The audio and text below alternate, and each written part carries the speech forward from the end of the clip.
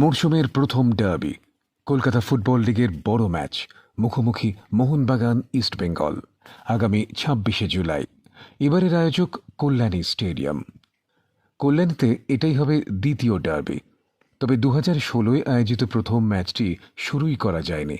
তার কারণ, ইস্টবেঙ্গল মাঠে উপস্থিত থাকলেও খেলতে আসেনি মোহনবাগান।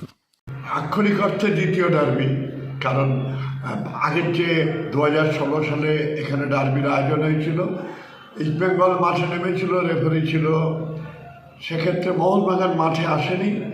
ওয়াকওভার পেয়েছিল ইস্টবেঙ্গল, লিগের খেলায় পয়েন্টও পেয়েছিল। অতএব ইতিহাসের পাতায় ওটা ডার্বি হিসেবেই স্বীকৃত হয়ে আছে।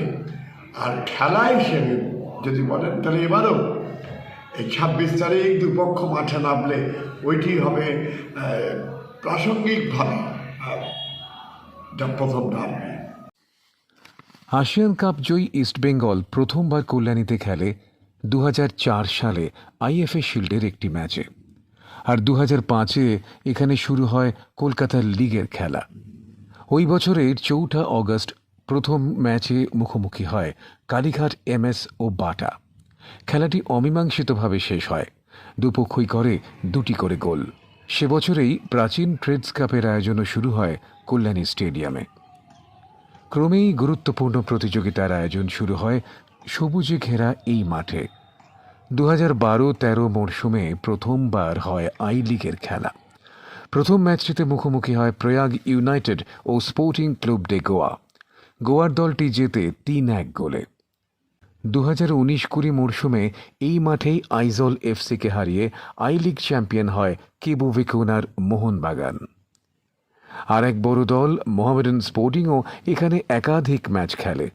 বলা হয় কল্যাণী স্টেডিয়াম মোহামেডান স্পোর্টিংয়ের লাকি গ্রাউন্ড। ওই বছরেই অর্থাৎ ২০১৯-এ মাঠে সংযোজন ঘটে ফ্লাড লাইটের। আলোকোজ্জ্বল কল্যাণী স্টেডিয়ামে প্রথম বসে এফএসডিএল আয়োজিত মহিলা ফুটবল টুর্নামেন্ট। ২০২০-২১ ও ২০২১-২২-এর আই লিগের মরশুমে ১০০টি ম্যাচ আয়োজন করে কল্যাণী। গোটা বিশ্ব তখন কোভিড জ্বরে আক্রান্ত। বায়ো বাবলে থেকে খেলোয়াড়রা এই প্রতিযোগিতায় অংশ নিয়েছিলেন।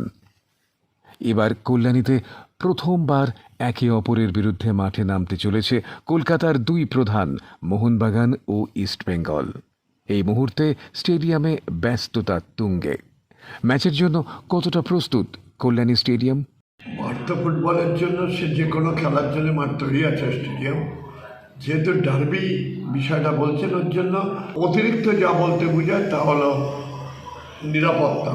পুলিশ সেই নিরাপত্তার বিষয় চিন্তা করে আমাদের সাথে একাধিকবার বৈঠক করেছে। আইএফএকে রেখে বৈঠক হয়েছে। বৈঠকের পর যা যা করতে বলেছেন প্রস্তুতি, আমরা সেগুলো প্রায় বেশিরভাগই করে ফেলেছি। দু একটির কাজ এখনো চলছে। অন্যভাবে মাঠটাকে সাজাতে চাইছি আমরা। প্রত্যেকটা গ্যালারিতে মেডিকেল ইউনিট থাকছে, ডাক্তার থাকবেন, সহকারী থাকবেন। আমাদের 4টে যে গ্যালারি আছে বিক্ষিপ্ত, সেই 4টে গ্যালারিতে ডাক্তার থাকবেন। তলায় একটা আলাদাভাবে একটা মেডিকেল ইউনিট থাকবে, 4টে অ্যাম্বুলেন্স থাকবে, লাইফ সেভিং অ্যাম্বুলেন্স, 2টি টিমের জন্য আর 2টি দর্শকের জন্য। একটি সাধারণ অ্যাম্বুলেন্স থাকবে যদি প্রয়োজনে কখনো 2টির 4টির ক্ষেত্রে অতিরিক্ত কিছু দরকার পড়ে তার জন্য। ফুড শপ থাকবে। ফুড শপ গোটা 3 গ্যালারির নিচে থাকবে। ইস্টবেঙ্গল গ্যালারির দিকে একটা, মোহনবাগান গ্যালারির দিকে 2টো। যেহেতু ইস্টবেঙ্গল গ্যালারিটা লম্বা, ওখানে একটা লম্বা করে বড় ফুড স্টলের মতো থাকবে। আর মোহনবাগান গ্যালারির দিকে 2টো। তো ওখান থেকে ড্রাই ফ্রুট দেওয়া হবে, ব্যবস্থা আছে। বিক্রি করবেন দোকানদারেরা। এবং ফুটবল মাঠে এইভাবে খাবার বিক্রির রেওয়াজ কোথাও আছে বলে শুনিনি। প্রয়োজনে গ্যালারিতে উঠেও এই খাবার বিতরণ করবেন, ঠিক যেমন আধুনিক সিনেমা হলগুলোতে খাওয়া ভেতরে দিয়ে দেওয়া যায়, সেইভাবেই এখানে সেটি পরিবেশন করা হবে। এই ম্যাচকে কেন্দ্র করে উন্মাদনা কতটা? ডার্বি মানে একটা আলাদা সেন্সেশন। বাংলা ফুটবলের একটা কি বলবেন, ইস্টবেঙ্গল মোহনবাগান একসাথে উচ্চারিত একটা শক্তি। ফুটবল শক্তি।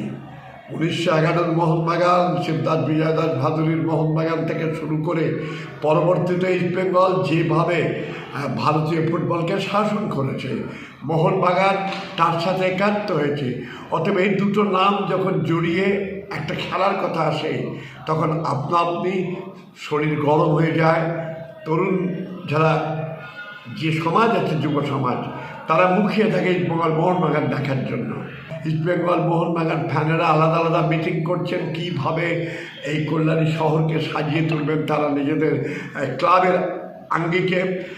এটাই হলো একটা উত্তেজনা, এটাকেই মন থেকে তুলছেন তারা। ফুটবলের একটা জ্বর কলকাতা থেকে কল্যাণীতে সংক্রামিত করতে চাইছেন।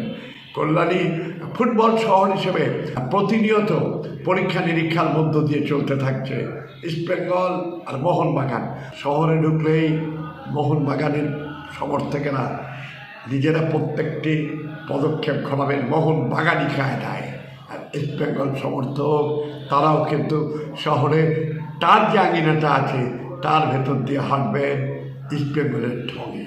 রাতের বেলায় যখন লাইট জ্বলবে, দর্শক যখন ইস্টবেঙ্গল মোহনবাগান আওয়াজ তুলবে, সবুজ মেরুন লাল হলুদ পতাকা যখন উঠতে থাকবে, পেছনের দিকে গাছগাছড়ার সাথে ধোঁয়ায় ভরা কুয়াশা যখন ছুটতে থাকবে, সে অসাধারণ দৃশ্য। চোখ মেলে পরখ করার মতো। কলকাতার ডার্বি কিন্তু এই জিনিস দিতে পারবে না।